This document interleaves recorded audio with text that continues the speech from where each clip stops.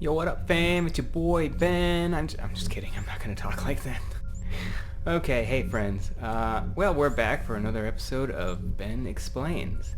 Today, our question comes from Miranda Polydeuces. Miranda asks, where do you guys get the name of your ship, A-Tomos, from? Well, that's actually a very good question, Miranda. That was actually Elaine's idea.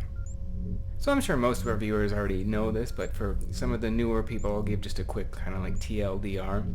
The GSCC basically lets each, crew name the space station they're going to travel to the missions on.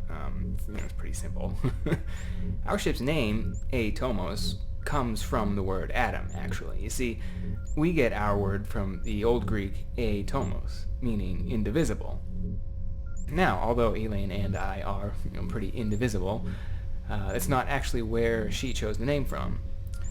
So one day we were just hanging out talking about atoms because we're dorks, and she imagined looking out the observation window in the direction that we were going, dozens of millions of miles away from anywhere.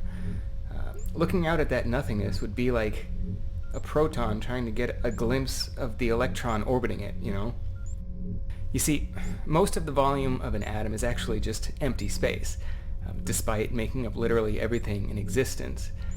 That's definitely an oversimplification of the anatomy of an atom, but what she was talking about was, we're traveling to Saturn, right? Saturn is big, like inconceivably so. But for most of the trip, you're surrounded by nothing, just seemingly empty space. Yet it's not empty. The universe is massive. It's filled with planets, stars, nebula, etc., etc. So much stuff surrounded by so much empty space.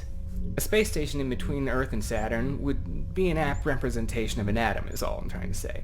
Admittedly, we were being overly philosophical at the time, which we are wont to do, but anyway, that's where the name comes from. Oh, by the way, the graphic that we just showed of an atom there is so not accurate. It's like one of the most antiquated representations of an atom I've ever seen in my life. In reality, they would look more like this, or this. I believe those specifically were actually hydrogen atoms, but even more so, that's not what they would actually look like either.